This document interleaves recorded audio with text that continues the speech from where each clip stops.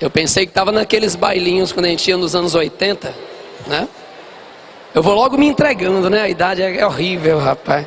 Os anos 80, mas é assim, pessoal, já o final dos anos 80, né? Também não era o comecinho, não.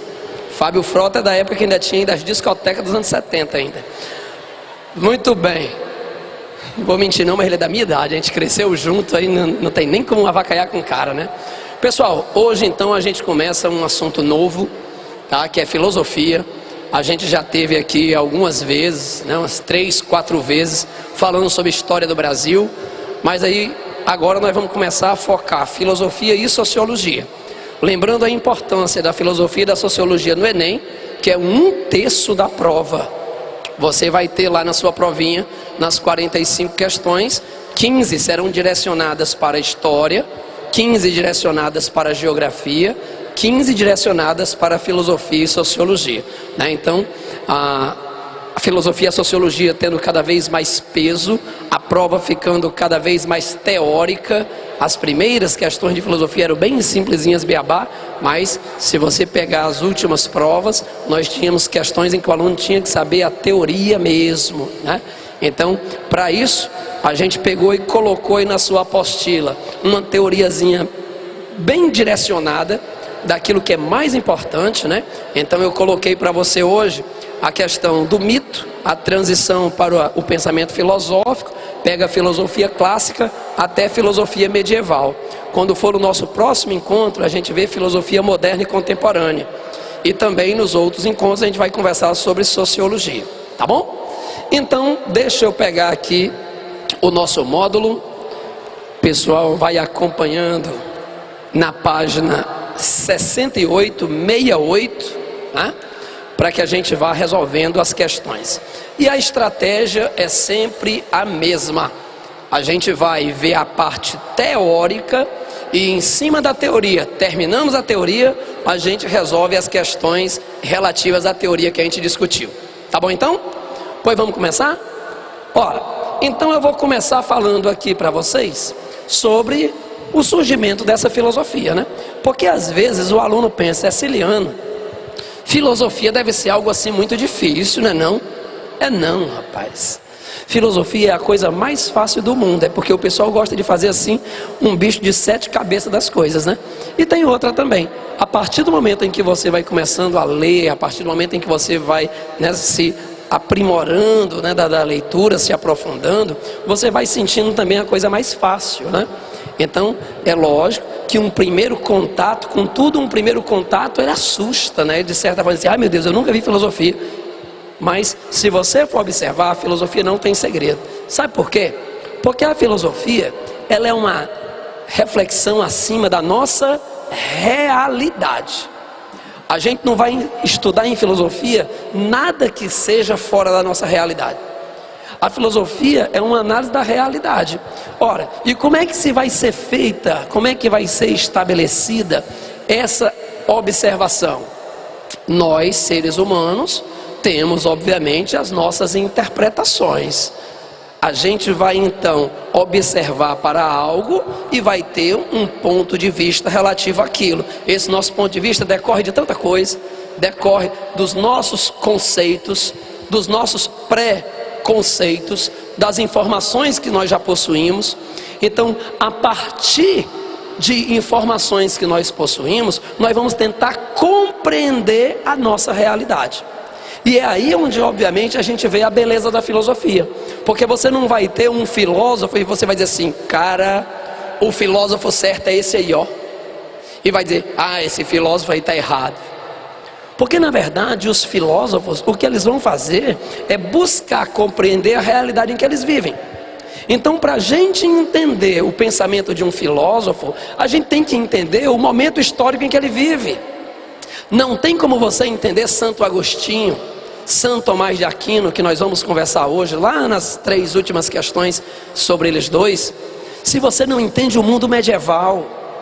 Não tem como você entender os filósofos gregos, se você não entende a realidade grega, a concepção de vida dos gregos. Então cada um vai tentar dar uma explicação de acordo com o mundo em que eles vivem. Joia? Ora, Mas na verdade o que você vai observar é que o homem sempre foi muito curioso, sempre foi. O homem sempre quis saber das coisas, e nós somos assim, né? Nós somos extremamente inquietos. A gente quer sempre saber, e a gente quer sempre saber. E o interessante é que quanto mais a gente aprende uma coisa, mais a gente quer se aprofundar para saber mais ainda, né? Porque a gente sabe que não consegue compreender tudo. Vamos já falar aqui dos nossos amigos gregos, Sócrates, Aristóteles, Platão, né? E vamos ver que eles tinham essa compreensão de mundo, da necessidade da busca incessante pelo conhecimento. Ora, porém, a filosofia ela só vai surgir no mundo grego. Ciliano, e antes do mundo grego, como é que o homem via a sua realidade? O homem via através do mito. Muito bem. E o que seria o mito? Ora, o mito, de acordo aqui com a Amit Eliade, é uma história na qual o indivíduo ele busca compreender sua realidade.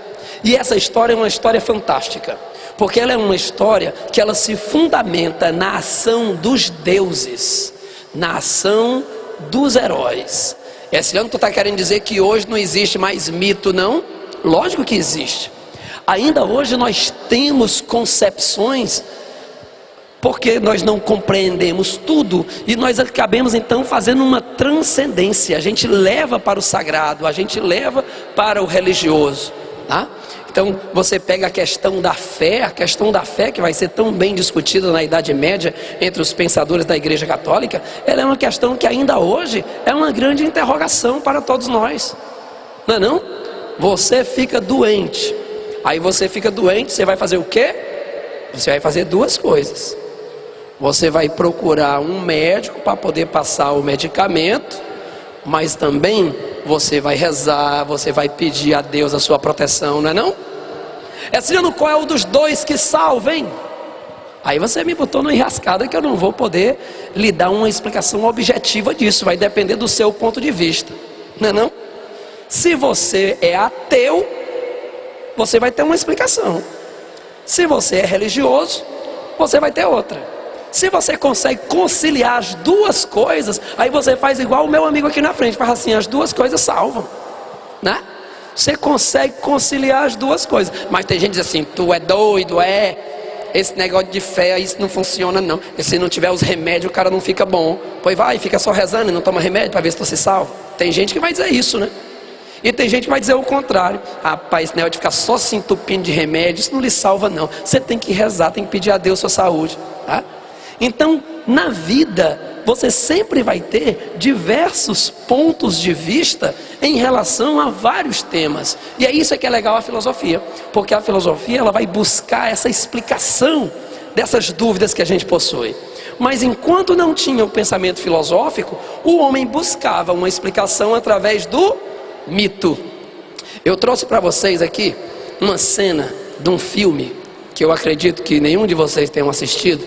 De uma outra vez eu tinha trazido essa cena, né, o pessoal, né, que ano passado estava por aqui, eu passei uma cena do mesmo filme, só que agora eu trouxe outra cena, né? O filme é o mesmo, a cena é outra, né? Então, trouxe uma cenazinha para você prestar atenção. O filme, obviamente, ele está em inglês, ele está em francês, né, mas vem com a legenda, então dá para você acompanhar aí legal, tá bom? Pronto. Essa cena de um filme de 1981. É o filme A Fúria de Titãs. Quando foi em 2010, fizeram uma regravação, mas estragaram o filme, né? A história ficou totalmente deturpada, a história de 2010. E aqui eu acho legal essa cena, porque ela vai mostrar como os gregos percebiam a sua realidade, que é exatamente observando a intervenção dos deuses na vida dos indivíduos. Você via ali na cena, estava Zeus e os outros deuses tudinho. E aí tinha na sala um bonequinho de cada ser humano, né? E Zeus controlava cada um deles. E aí no começo fala exatamente sobre o Cálibos, né? E o Cálibos vai ser punido por Zeus, e Zeus não vai ter piedade. Zeus vai transformá-lo num rapaz bonito, nessa deformidade aqui, né? Aqui é o Cálibos no filme, tá?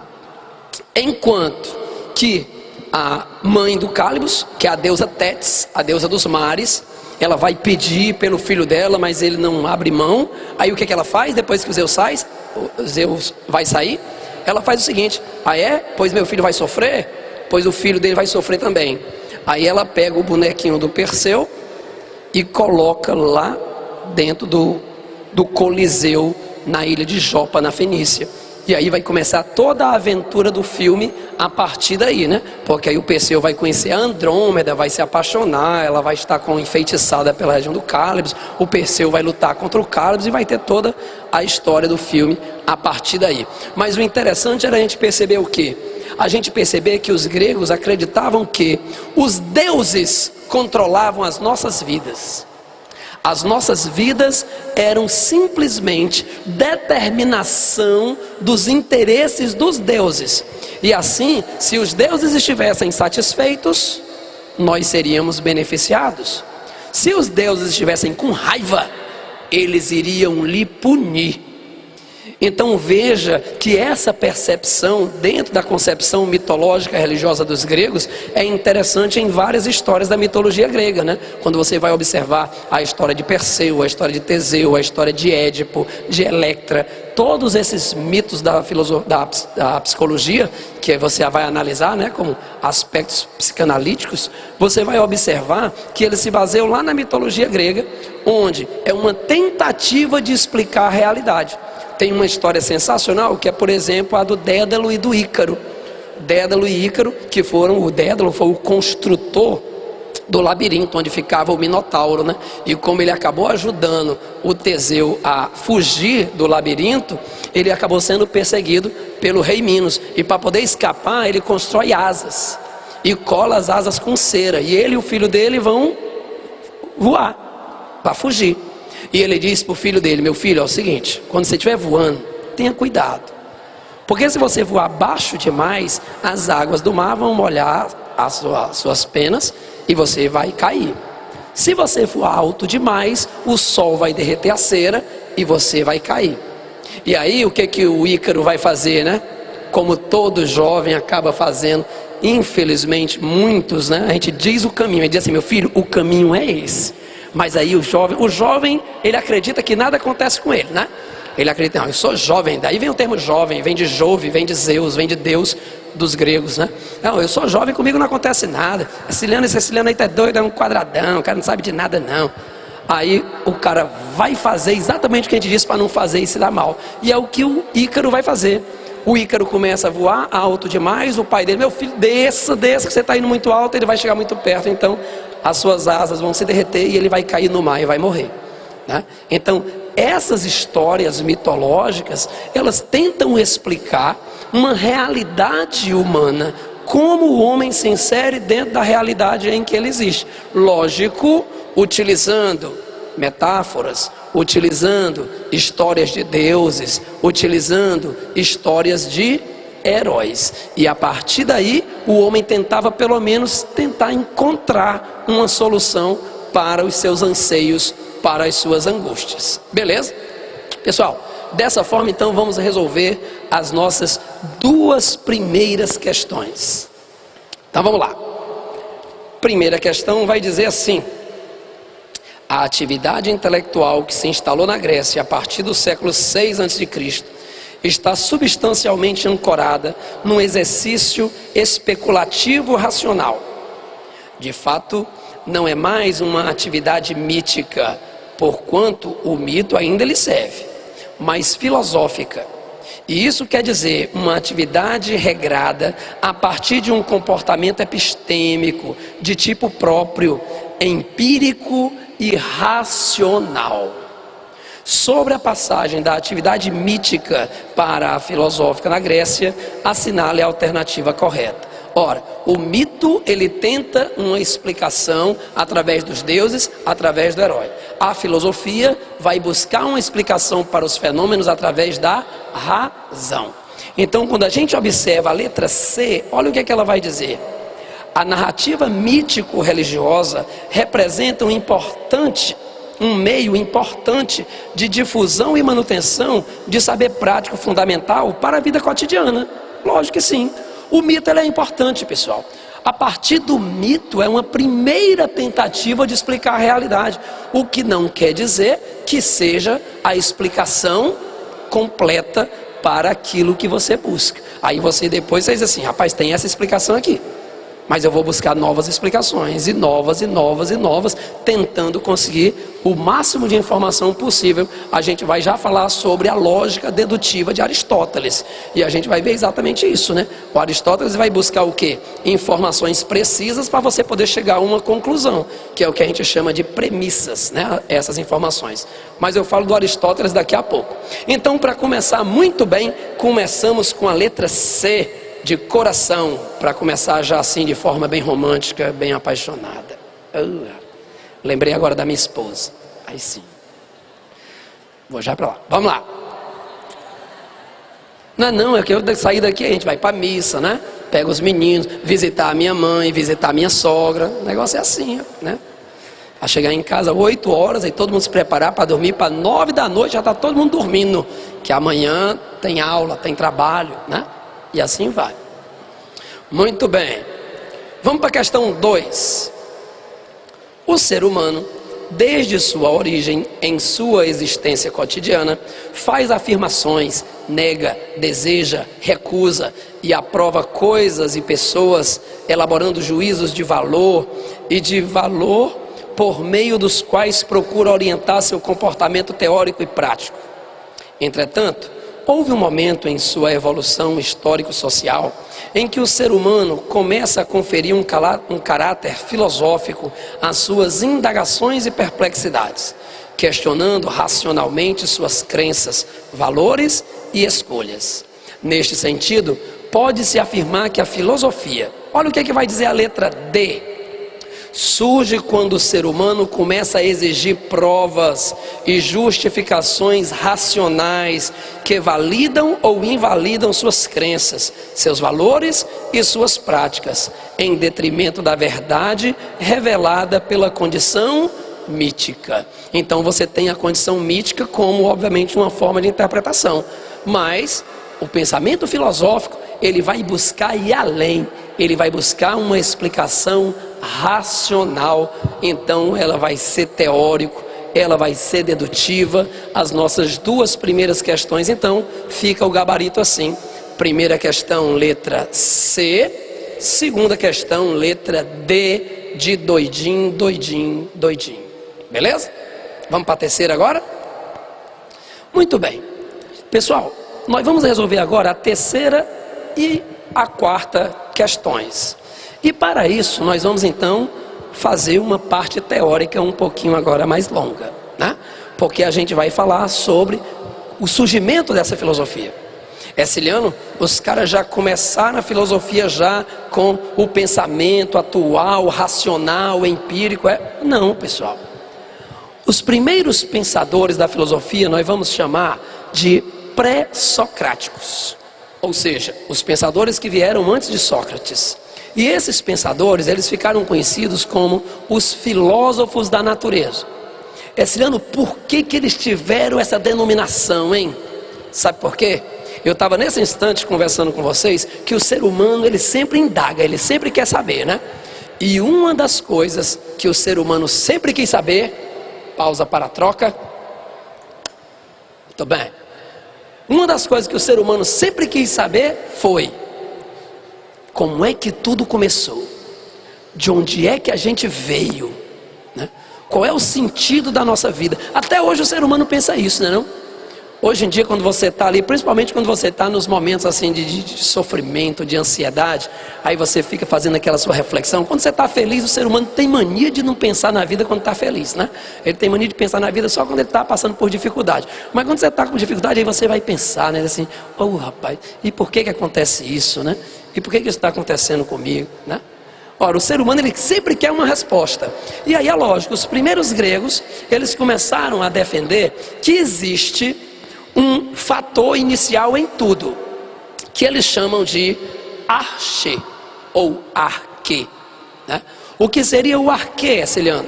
O arque é o que os gregos chamavam de o elemento primeiro. O primeiro elemento que deu origem a tudo.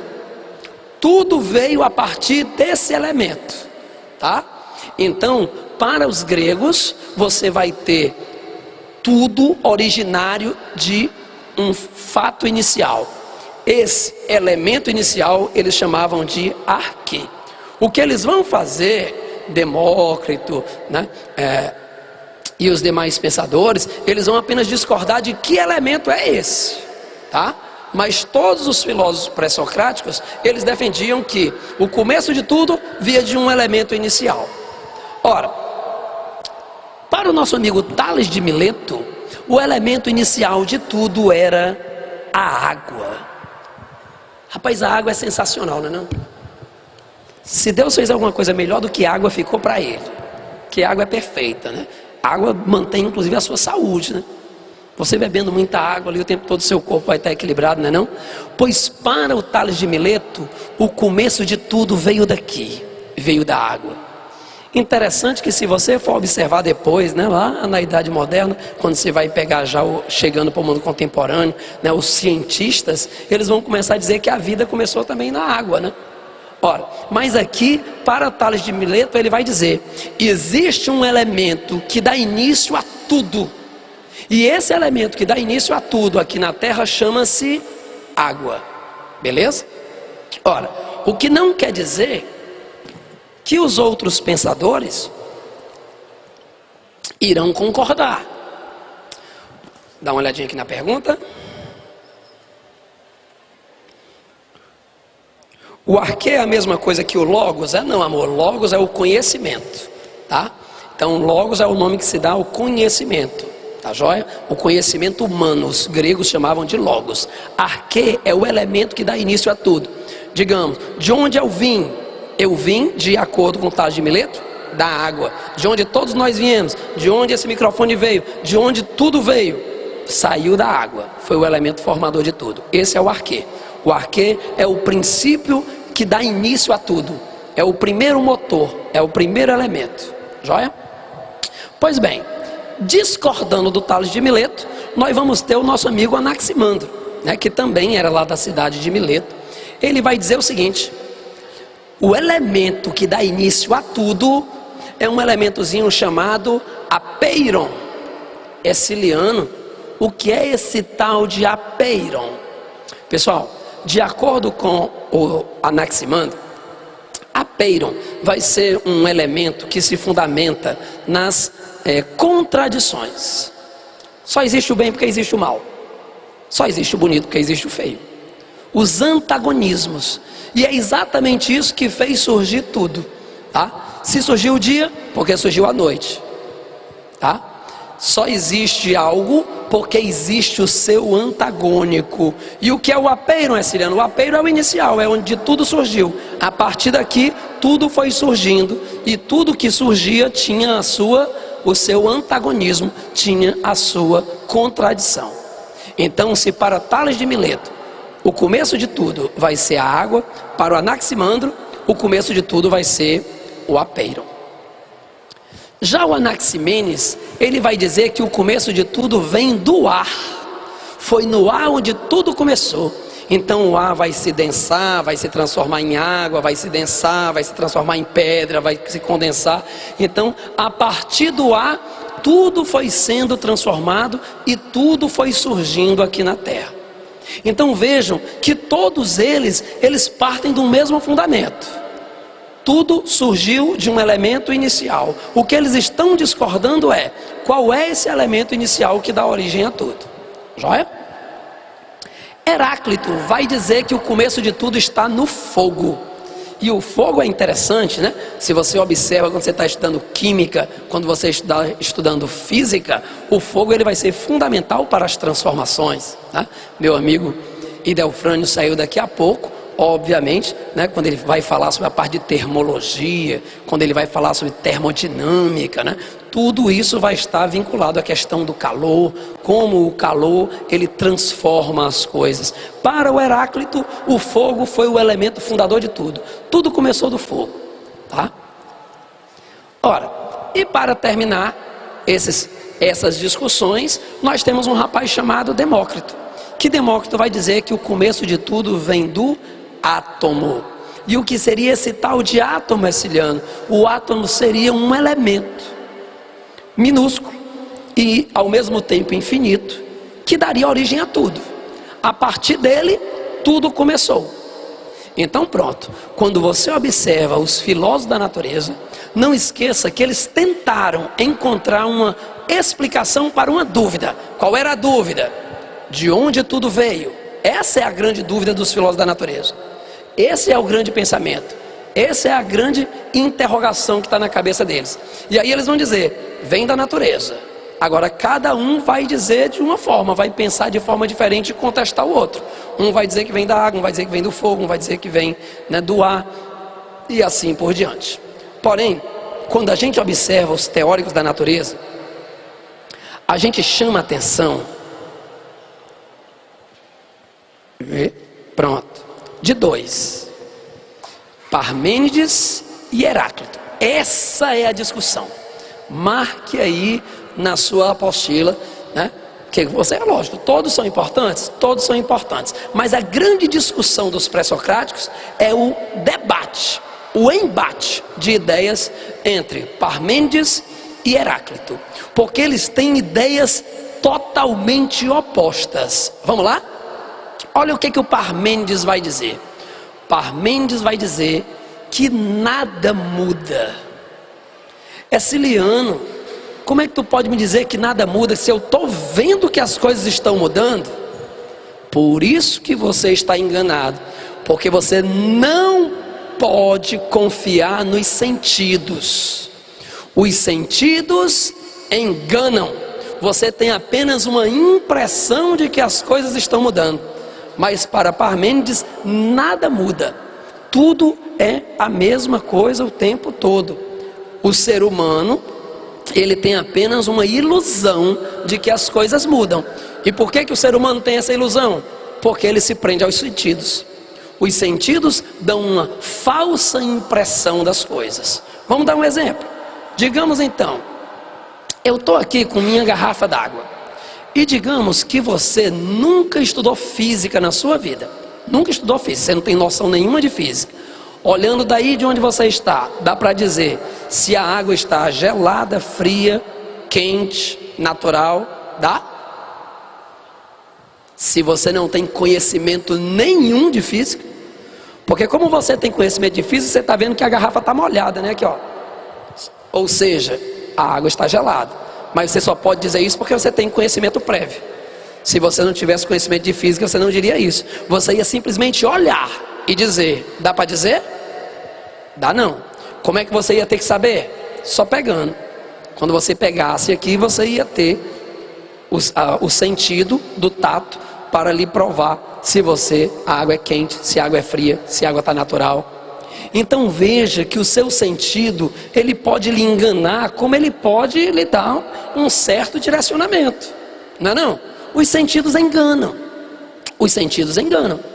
Às vezes, você vê uma coisa de longe e quando você se aproxima, você percebe que é outra coisa, não é não? Às vezes você não tem essa ilusão. Aí você olha de lá, rapaz, aquele não sei o que lá. Às vezes até pessoas, né? Você vai passando assim, rapaz, olha o professor Herciliano passando ali no shopping. Aí quando tu chega, aí não é não, ó. Eu vi assim, maguinho, assim, né? Esse cabelo curto dele, assim, pronto, pensei que é, mas não é não. Porque obviamente os nossos sentidos enganam. Então para o Parmênides você não pode confiar nos sentidos, porque os sentidos, eles enganam. Então nada muda, tudo é a mesma coisa, tudo é constante. Você apenas tem uma impressão, uma ilusão que as coisas mudam. Já o Heráclito vai dizer, rapaz, esse Parmênides é doido. Tudo muda, tudo está em constante mudança. O Heráclito, ele é até autor daquela frase que vai dizer que o homem não toma banho no mesmo rio duas vezes. Porque você foi para o rio, entrou lá no rio, tomou banho. Pronto. Rapaz, se você for 1 segundo depois, a água que você tomou banho não está mais ali. A correnteza já levou, já está lá longe. O rio já é outro. Você também não é mais o mesmo, porque nós mudamos a cada momento. A cada segundo nós pensamos uma coisa diferente. O nosso fio de cabelo cresceu 1 milésimo, a nossa unha cresceu 1 milésimo. Alguma coisa mudou da gente. Uma gota de suor pingou no nosso rosto, já foi diferente. Então você não é mais o mesmo homem e o rio não é mais o mesmo rio. Por isso que o homem não toma banho no mesmo rio mais de uma vez. Tudo está em constante transformação. Excelência, para Heráclito, tudo está em constante transformação. Como é que a gente percebe isso? Aí você usa os sentidos. Para Heráclito, você deve confiar nos sentidos, porque vai ser através dos sentidos que você vai ter a percepção da sua realidade. Beleza? Então, marque isso daí. Marque Parmênides e Heráclito quando você estiver estudando os pré-socráticos. Eles sempre têm maior frequência de cair devido a essa divergência de pensamento dos dois. Para Parmênides, nada muda e você não pode se prender aos sentidos porque eles te enganam. Por isso tu tem a impressão que tudo muda. Para Heráclito, tudo está em constante mudança e você só percebe a mudança através do uso dos sentidos. Beleza? Vamos resolver as questões então? Terceira questão. O período pré-socrático é o ponto inicial das reflexões filosóficas. Suas discussões se prendem à cosmologia, sendo a determinação da physis, princípio eterno e imutável que se encontra na origem da natureza e de suas transformações, ponto crucial de toda a formulação filosófica. Em tal contexto, Leucipo e Demócrito afirmam ser realidade percebida pelos sentidos, a realidade percebida pelos sentidos ilusória. Eles defendem que os sentidos apenas capturam uma realidade superficial, mutável e transitória, que acreditamos ser mutações das coisas. No fundo, os elementos primordiais que constituem essa realidade jamais se alteram. Assim, a realidade é uma coisa e o real é outra. Para Leucipo e Demócrito, a physis é composta. Ora, acabamos de ver no quadro anterior, quando nós falamos sobre Demócrito, que para Demócrito, esse elemento formador da realidade humana chama-se átomo. O átomo é esse elemento inicial que dá origem a tudo que existe. Então, a nossa questãozinha fica sendo aí a letra E de Hercílio, porque não existe nenhuma outra palavra que melhor simbolize essa letra. Muito bem. Eu vou te dizer, viu?